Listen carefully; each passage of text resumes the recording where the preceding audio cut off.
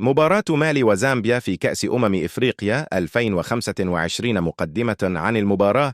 تعد المباراة التي تجمع بين منتخب مالي ومنتخب زامبيا واحدة من أبرز مواجهات الجولة الأولى في بطولة كأس إفريقيا 2025 المقامة في المغرب. تأتي هذه المباراة ضمن المجموعة الأولى التي تضم أيضا منتخبي المغرب وجزر القمر، وتلعب بهدف تحقيق بداية قوية في البطولة القارية الكبرى. الزمان والمكان: المكان ملعب المركب الرياضي محمد الخامس في الدار البيضاء، المغرب. التوقيت: يوم الاثنين 22 من ديسمبر 2025 في حوالي الساعة 3 مساء بتوقيت المغرب. أهمية المباراة: هذه المواجهة تمثل انطلاقة المنتخبين في مشوارهم ببطولة كأس إفريقيا 2025، حيث يسعى كل فريق لتحقيق فوز مهم من أجل تعزيز حظوظه في التأهل إلى دور ال16. الصراع في المجموعة الأولى متكافئ، لذا فإن أي تعثر قد يصعب مهمة الفريق لاحقا في المنافسة على بطاقة التأهل.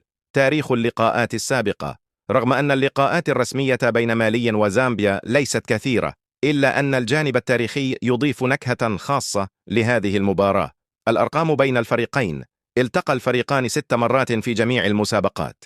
زامبيا فازت في مباراتين، بينما مالي فازت في مباراة واحدة، وكان هناك 3 تعادلات. اللقاء الأخير بينهما كان في عام 2022 وانتهى بفوز مالي 1-0 في مباراة ودية.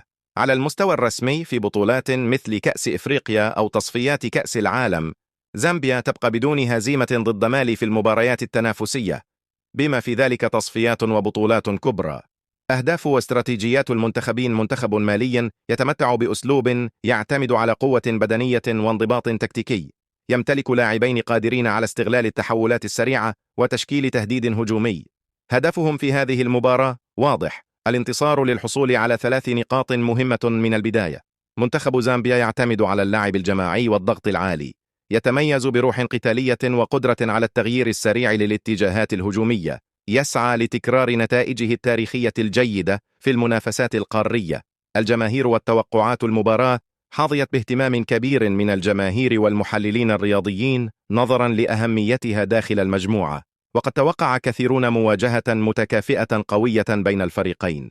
الجماهير تنتظر أداء مثيرا مليئا بالتكتيك والندية، لأن كل فريق يعرف جيدا أن الفوز في أول مباراة يمنح دفعة معنوية كبيرة في مشوار البطولة. القنوات الناقلة: تم بث المباراة على عدة قنوات ومنصات تلفزيونية ورياضية، من بينها قنوات بي إن سبورتس ومنصات البث المباشر حسب التغطية في كل بلد. خاتمة: تعد مباراة مالي وزامبيا واحدة من مواجهات الجولة الأولى التي تمهد الطريق نحو استمرار المنافسة في كأس إفريقيا 2025. كل فريق يدخل اللقاء بطموح واضح: الفوز والانطلاق بقوة في البطولة، وستظل هذه المواجهة جزءا مهما من سجلات الفريقين في تاريخ البطولة القارية.